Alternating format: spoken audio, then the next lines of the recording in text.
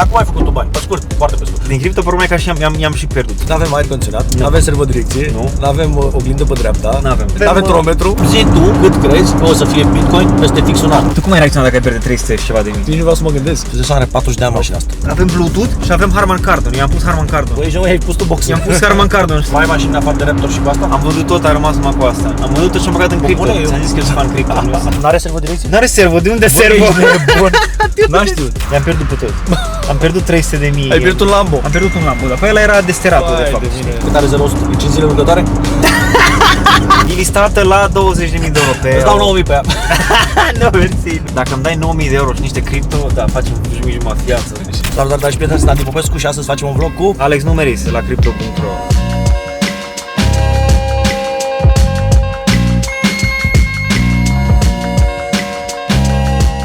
Alex Numeris din nou. Am mai făcut un vlog acum un an cu Evo 10 și a prins destul de bine. Cu ce mașină facem vlog? Astăzi facem vlog cu un BMW din 1983 E30, așa zis ursuleț. Aveam 2 ani când s-a construit mașina. Eu nu eram născut.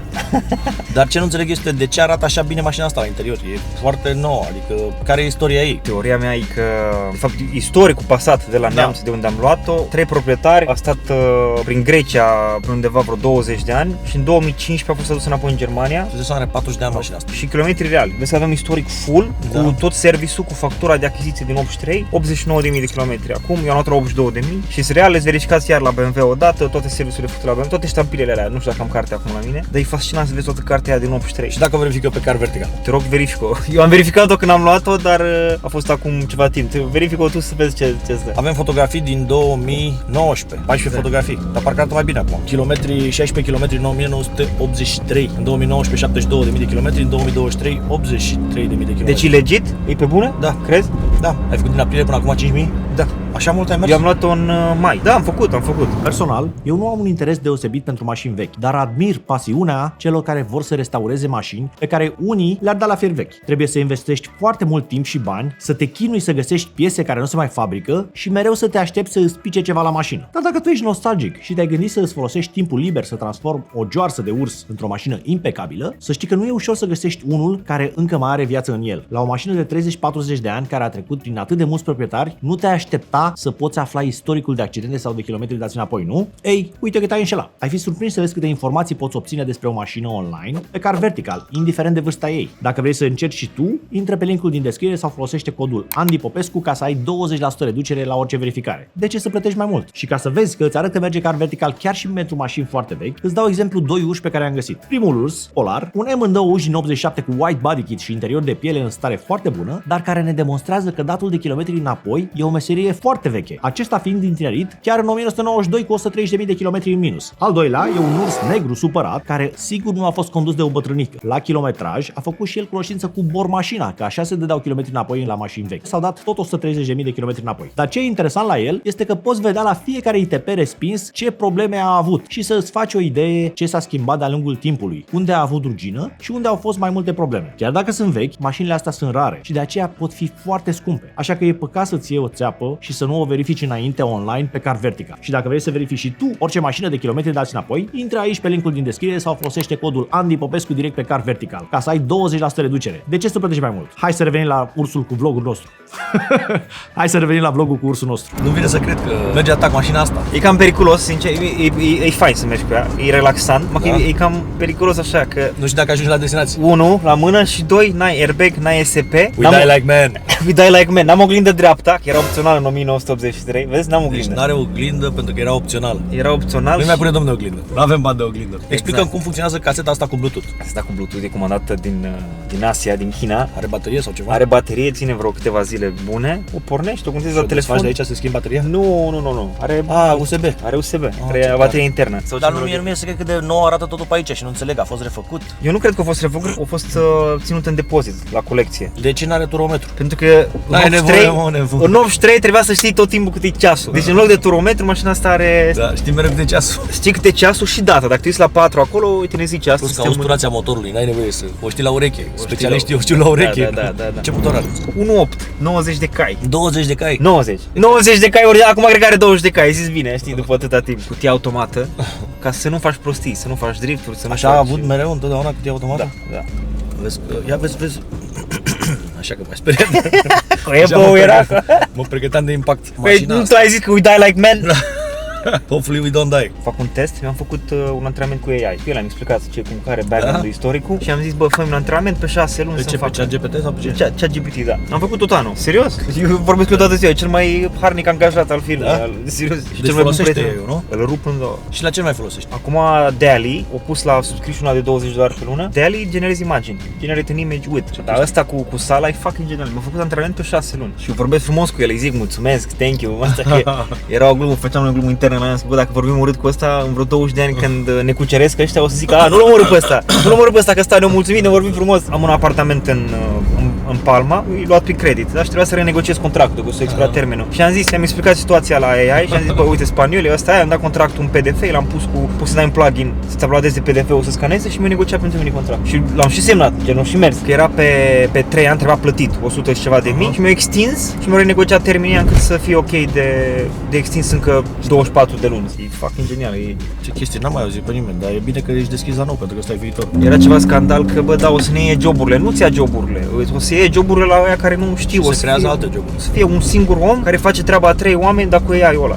Mașina asta trebuie să-ți placă emoția, știi? Că mă gândesc că totuși e doar emoția care te conectează cu ea. Ce vreau să zic cu chestia asta? Uite, am mai făcut eu vlog cu Toyota Supra, știi? Eu am zis, băi, e o mașină foarte mișto, dar mie nu-mi trezește mare lucru, știi? Mie, nu înseamnă că nu e o mașină mișto, nu înseamnă că sunt hater. Pur și simplu spun ce simt. Am voie să spun ce simt? Corect, știi? normal. Nu e nicio problemă dacă avem gusturi diferite, opinii diferite, că suntem oameni diferiți, nu? Atâta timp când ne exprimăm civilizat, nu jignim. Corect. Păi trebuie Adică o societate... Asta vreau să te întreb, ce-ți place la mașina asta? Andy, fede, povestea e felul următor. Eu n-am urmărit de mașina asta. Eu am luat mașina asta ca să o dau la o tombolă cu 15.000. Eu am luat-o să o dau ca și tombolă. Aveam o tombolă. Am avut un eveniment de D-Alliance, Alianța, acum în octombrie 2023, crypto event, îți dai seama? Faci bani cu Și crypto?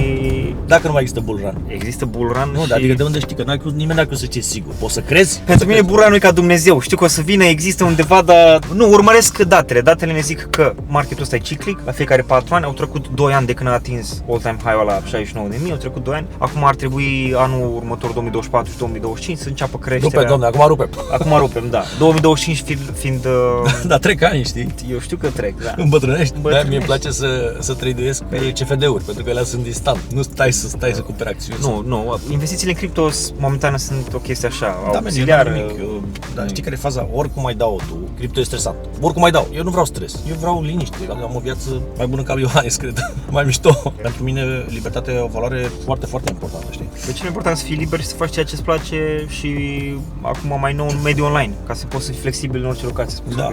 Deci zi-mi ce-ți place la mașina asta. Îmi place că îți creează așa o stare relaxantă. Da? E foarte relaxant să conduci, în primul rând pentru că nu ai viteză, nu poți să prinzi viteză, că n-ai accelerație. Asta poți să faci și cu cel mai mic motor de pe Renault Megane. E alt vibe în ea, deci în primul rând uite un pic la volanul ăsta. Asta vreau să, aici vreau să ajung. Uite-te un pic la volanul ăsta și la simplitatea asta. În anii aia BMW încă făcea mașini care erau orientate către șoferi, the pure driving machine. Știi cum erau ei advertising?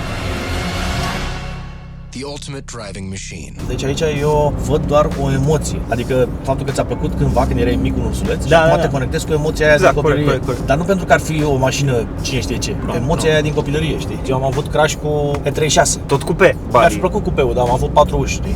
Cred că și E36 și E30 sunt mașini care visai la ele când erai mic, avem frâni. Visai la ele când erai mic, știi? Și acum dacă ai început să faci eu nu visam la ursuleț. Dacă făceam vlog cu un E36 era mult mai wow, știi? E emoția aia, nu pentru că ar fi mașina de dar e emoția aia. Sau îmi București Ferrari, vezi? Am văzut mai devreme. Mai vezi Ferrari, mai vezi, da. Înseamnă că sunt bune și ea lumea. Da, dar de astea nu prea știu, că nu prea vezi. Eu sincer, emoția nu am cu E30, o aveam cu E46. E46 e mașina mea de suflet. Vezi? Eu deci cu te asta conectezi la emoție, asta zic. Da. Nu e vorba că e mașina șmecher, e vorba că te conectezi cu emoția aia. Da, de asta eu nu pot să mă conectez cu ursulețul, că mie îmi plăcea E36, nu plăcea E30, știi? Și atunci mă conectez la un E36 întotdeauna. Și pe 46 mă conectez, că am avut și 46. Am plac la nebunie, mașinile mi se par cele mai reușite, mai ales M3, mi se pare cel mai reușit M3. Probabil sunt biased, știi? Că jucam Need for Speed, știi, jocurile alea și tot timpul era Da, Need for Speed era Ferrari 50 și cu McLaren F1. Bine, eu sunt născut în 81, tu ești născut în 91? 93. 93, vezi? Deci, 90 de cai, 90 de 1983. Când ai cumpărat-o? Am cumpărat-o în mai. În mai anul ăsta. În mai anul ăsta. Mamă, dar ai mers cu ea. Am mers, am Te-a folosit. lăsat vreodată în drum? Niciodată. I-am schimbat de 2 ori uleiul ca să fiu permitit, deși nu trebuia. În rest atât, benzină. Bă, mi-a zis neamțul, mașina asta nu are, am vrut să-l mai negociez la preț și mi-a zis că nu putem să negociem, că e impecabilă din punct de vedere mecanic. O văd dreptate. Și cu cât ai vândut Evo? Evo cu 33.000 dacă nu mă înșel. A ajuns în Italia, a fost super mulțumit. Omul a mai văzut poze pe net. La cum ai făcut tu bani? Pe scurt, foarte pe scurt. Din cripto, problema e că așa i-am și pierdut. Știi, am făcut niște bani, am pierdut și am venit cu bani din state. Am stat în America, am făcut bani din servicii SEO. Bine, am început de jos, să-ți dai seama, clasic. Servicii SEO și apoi am venit și am băgat toți banii în România, în platforme, în site-uri, în CryptoRo. Am făcut bani din cripto, dar am și pierdut. Și în America cum ai făcut bani? Cum am ajuns? Work and travel, da, work and travel și apoi am convertit în green card, în viză de business, în... E bine să aduci bani în România din America, vezi? Da, dar momentan nu este eroi, nu este return on investment. Am greșit undeva, eu trebuie să mai analizez. Cel mai bine este să strângi ceva bani, după aia să-i bagi într-o afacere, la modul ideal, și afacerea aia să producă bani singură. Și după aia bagi bani în altă afacere și altă afacere și așa te dezvolți, să faci o grămadă de bani fără să muncești. Asta e modul ideal. Asta e idealul. Problema e că mi-am place în online. În online e cam... Și după aia, dacă faci asta, poți să faci ce vrei tu în viață. Da, venit pasiv mai am acum din affiliate marketing. Am tot felul de site-uri în România, pe nișe evergreen, de exemplu, miere de manuca.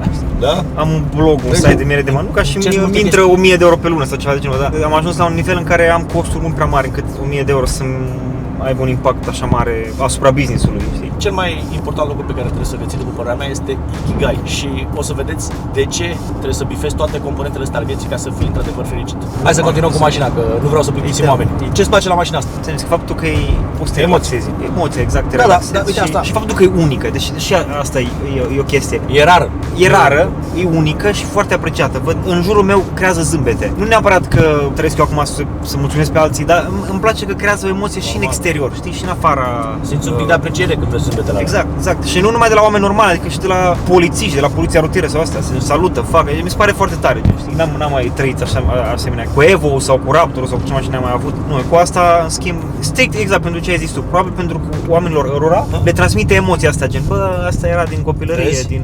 Sunt 40 de ani, mașina asta e de 40 de ani pe străzi. Foarte multă lume a văzut-o. Dar îți dai seama că puteai să ajungi foarte ușor la pușcărie dacă uitai numerele celelalte cu Crypto.ro. Le-am uitat odată, dar... Trebuie să ajungi la pușcărie, man. Avem numere de showroom, le punem la evenimente, le punem, până mai punem undeva în parcări pe acolo. Știi că mai zic ăștia, domnule, că ce mai face Andy Vlog să vedem dacă se duce la pușcărie. Cam acum, sper să nu... Să te duci tu acolo. Eu curat, n-am făcut nimic, dar... Știi că am ieșit toată la masă cu Andrew Tate și zice, Andy, o să vezi că tu ești următorul, o să vină Dicotul peste tine. De ce să vină, frate, că n-am făcut nimic? Păi nici noi n-am făcut nimic. E vorba că trebuie să fii curat ca lacrima, știi, dacă vrei să fii în spațiu public. Dar acum nu. Liniște acum. Cric. Hai să vedem ce știe să facă pe autostradă. Să stârnim toți cei 90 de cai.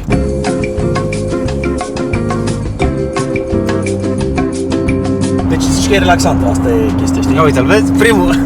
Dar de fapt, cred că atunci când zici că e relaxantă, e de fapt faptul că îți transmite o emoție, știi? Băi, ursulețul ăla, frate, uite. Da, e așa, am un ursuleț de la care mi-a plăcut mie foarte mult în copilărie. Și am avut crash cu M6-le, știi? M5 și M6 și le-am avut. Dar acum, după ce am condus mașini mai noi, nu prea mai îmi vine de ce. Și asta spun care e motivul principal. Se strică. Și trebuie să stai să cauți piese. Mereu să strică câte ceva, știi? Mă mir că nu te-a lăsat. Bine, are puțin kilometri mașina, știi? Da, dar faptul că se strică, mașina se strică, e o mașină veche. Și mai ai mașini în afară de Raptor și cu asta? Am vândut tot, a rămas numai cu asta. Am vândut tot și am băgat în cripto. Ți-am zis că eu sunt fan cripto. Nu te convingi și singur, domnul, o să crească. Dar nu mă conving, urmăresc datele, gen, știi? Hai să facem următorul pariu. Nu pariu. Zi tu cât crezi că o să fie Bitcoin peste fix un an. Suntem în octombrie 2023. Hai să vedem în octombrie 2024. O să revedem vlogul ăsta. N-am cum să zic un preț fix, că ar fi stupid. Acum e 29.000, care astăzi a crescut cu 45%. Eu zic că o să fie peste 50, în range-ul ăsta, peste 50-60.000, peste all-time high-ul. Eu zic că o să fie maxim 40.000. Eu zic că o să fie peste 40.000. Tu zici sub, eu zic peste. Da, și vedem peste un an. O să vadă oamenii cine a avut dreptate. Gata, aici rămâne stilist, perfect. Dar îți dai seama, e relativ totul, n-ai de unde să știi. Troncă ceva la grup, ai văzut? Ia uzi. E Toba. toba e schimbată, am și toba originală. Mi-a trimis neamțul tot, am 4 cutii de piese, de chestii Da? de nebunii. Da. Și cum ai găsit-o pe mobile? Mobile, era ad, m-a luat, i-am dat mail la 2 seara, la 9 dimineața mi-a răspuns, i-am făcut transferul, o săptămână a ajuns acasă. Ți-a trimis-o el? Da, nu. Nici măcar nu te-ai dus să o vezi? Mamă, ce tupeu! L-am întrebat, băi, ok mașina? M-am vrut să-i dau 9.000 pe ea sau ceva de gen disrespectful offer, știi? Că am zis, bă, în contextul economic trebuie să faci oferte disrespectful. Și am zis, trebuie să fiu disrespectful offers. Și mi-a zis că nu e posibil, că e impecabilă mașina. Deci sigur că e El a impecabilă. 15.000, tu i-ai dat 9.000. Nu, era 12.000 și ceva mașina. Eu am dat 10.500 și restul au fost taxe, asigurări, transportul din Germania și toate Până la 15.000. până la 15.000. Dar pare că a durat mașina, vezi? Păi e 4 viteze. A, 4 viteze. Ai 4 viteze, ai 1, 2, 3 și... N-avem turometru, dar îți dai seama după ureche. Da. Acum am intrat între a treia. Nici, Și acum, vede cum schimbă. Ai văzut? nici, nu știi nici în ce viteză ești. Nu știi, nu știi nimic.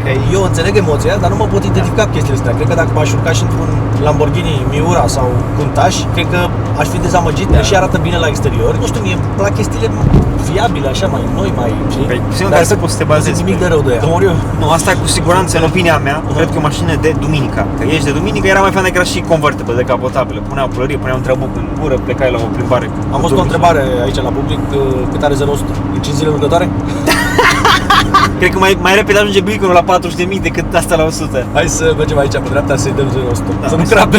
Nu, îi dăm, hai să-i dăm. Da? Facem și Bă, mi-ar fi launch frică, control serios. dacă... Nu, că nu cred că are launch control. Că n-avea pe vremea aia launch control. Noi facem noi din manual. Aoleu, se strici cutia. Nu, asta chiar refuz eu. Eu am încredere în calitatea nemțească din 1983. Nu e bine. De la 0. Haide. Nu-i da cu, nu trișa. Îi dau cu. Nu-i da cu. Gata. Îi strici cutia, men, pe bune, Hai, mie frică de 2, ea. Hai. 3. Bam. 20, 30, 40, 50, 55, 60, 65, 70, 75, A few minutes later. 90, 95, 100! 10 secunde?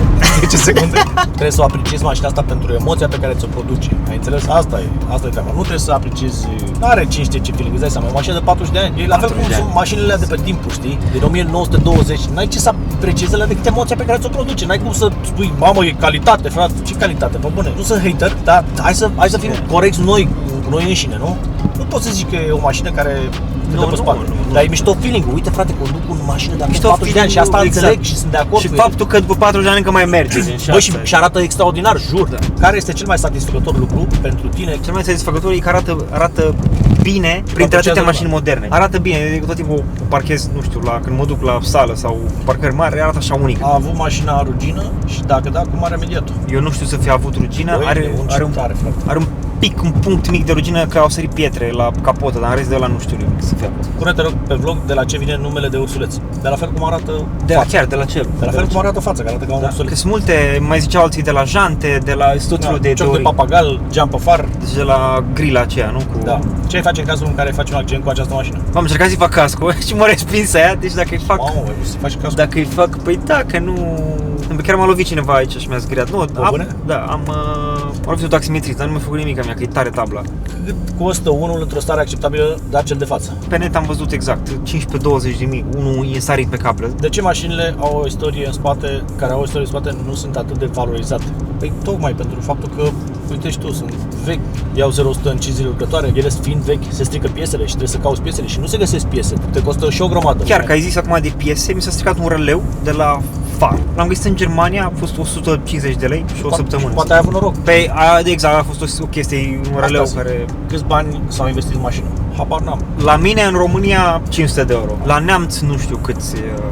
Exact, dar a făcut ceva schimbări. Ai permisule de categoria A? Eu am permisule. Eu am permisule, Și eu am și au și tot, am fost motociclist, am avut motor, am. Ce semnifică pentru tine această mașină? Emoții. Hodl, buy and hodl, Andy. Da? Buy and hodl ca să crească. Asta e mașina de bear market. Da, e mașina criptorod de bear market, de corecție, știi? Asta a fost tematica la eveniment. Am avut un SL 560 și asta, și tematica era cu hodl. Te gândești să o vinzi vreodată? E de vânzare. Da? Eu am luat-o ca să dau giveaway. N-am mai dat o giveaway la eveniment deoarece e foarte slabă mișcarea în cripto, în piața cripto și n-am vrut să o irosesc. Am mers cu ea și vreau să vând stricat să bag în cripto. Cu cât? E listată la 20.000 de euro pe... Îți dau 9.000 pe ea. Nu, mersi, nu. Dacă îmi dai 9000 de euro și niște cripto, da, facem jumătate viață. Nu, dacă cineva vrea să o cumpere, îi listată pe net și accept cripto. Știi că te să arătă camionul din spate. Vezi ce tare? Ce vreau să zic de sală, tot am vorbit de sală și astea, mi-am făcut acum analize și mi-a ieșit și testosteronul și HGH-ul și toate metricele astea. Așa?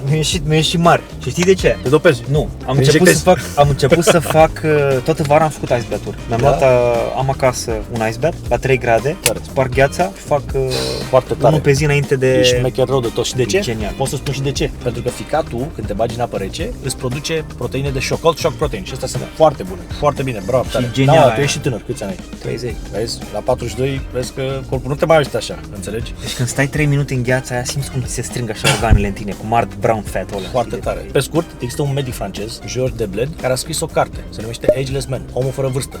Și el a dat testosteron la toți bărbații peste 40 de ani și le-a schimbat efectiv viața în bine. Dar mi se pare credeți pe normal, mine. am văzut Un și medic- Joe Rogan bagă și tu. Da, mă, dar nu trebuie să stau să le explic eu, că oamenii sunt blocați în da, steroizi. Ei nu înțeleg că după 40 de ani ești mult mai sănătos cu testosteron, cu TRT, decât fără. Bă, mult mai sănătos. Vezi că în America asta e ceva foarte Da, mă, obișnuit, știu, e știi? standard, dar nu mai E stăm standard, să... știi? Lasă-i în E, pace să fie blocați așa, că ei își fac singur rău, știi? Hai să vedem ce știe mașina asta. Dacă Dacă suntem- greu, n-are servodirecție? N-are servo, de unde servo?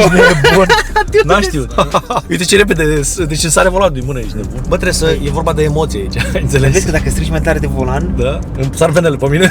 nu, dar se aude blerul ăsta cum pârie, știi? Mahonul. Ai nevoie de muși pentru volanul ăsta, frate. Dar bine că ai, bun. Aoleu, Bine, ce să mă jure ăștia în comentarii. noi suntem și mari în mașina asta, știi? Deci, n-avem aer condiționat, n-avem servodirecție, Nu. n-avem oglindă pe dreapta, N-avem. N-avem trometru, avem ceas, e ora 11 n-ai. jumătate. Și ai două butoane, ai de avarii și dezaburire. Dezaburire și am pus eu Dar aftermarket. avem Bluetooth. Avem Bluetooth și avem Harman Kardon. Eu am pus Harman Kardon. Băi, ai pus tu boxul. I-am pus Harman Kardon, știi? I-au pus prin 2000, i-am pus acum în 83. Hai să luăm avantajele, da, ce? Fiabilitate nu, vizibilitate noaptea NEM, safety zero, faruri cu halogen, lumânare cu lupă. Da, mă, dar e mișto mașina, frate. Foarte fain, mi-a place. Vezi? Am revenit la... Asta e important, feeling-ul. Poți să Nu zero, găsești 100. și defecte și...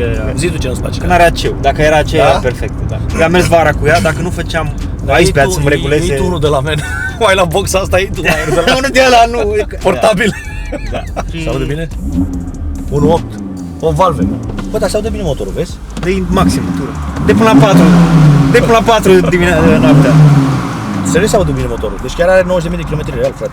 Și de E mersul mințile bine lui, până la- cum se zice. Făcut aproape turul România, cu care n-am avut. Dar fii atent cum e. Dai de volan și după aia mașina se duce. Da? Are lag? Tu nu vezi? Ia uite.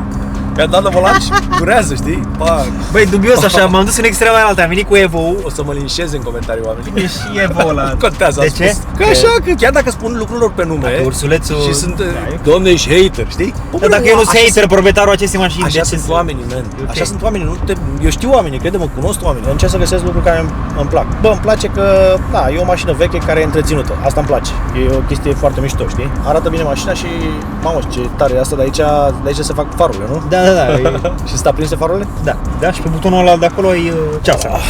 Deci... Bă, da, sare volanul imediat înapoi. Da, man, dar eu sunt obișnuit, Prea crede-mă că prima Mi-mi place. mașină cu care eu am luat contact a fost Dacia din 71 al lui Tech. La Dacia căutai viteza, era... Da. Deci că am avut oameni care au confundat-o, și bă, ți-a luat Dacia, Pentru o mașină de 40 de ani e chiar decentă.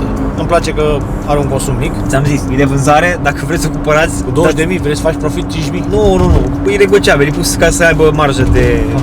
Cer 20 ca să iei 5.000. Nu neapărat, trebuie să mai fac și eu, că e buy and hold. În 6 luni, Trebuie să faci profit, e 10%, gen. Trebuie să faci profit, man. Trebuie să faci profit, da, e ok. Și toți banii se vor duce în profitabile în criptomonede. Ai ce cripto tu?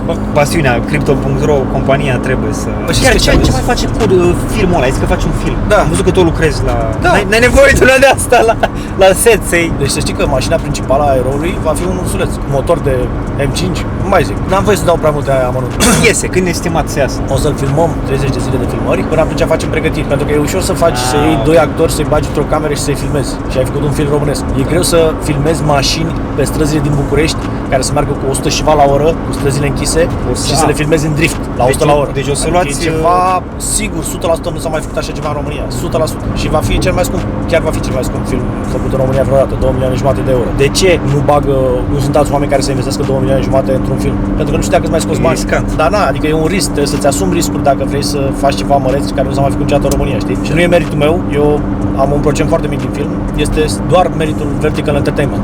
Și sunt absolut excited de așa ceva, absolut extraordinar.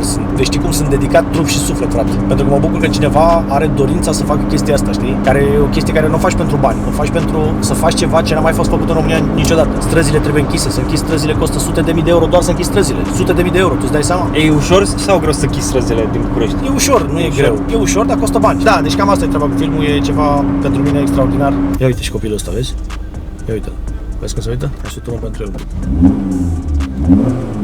Ce vei ochi făcut. Ai văzut?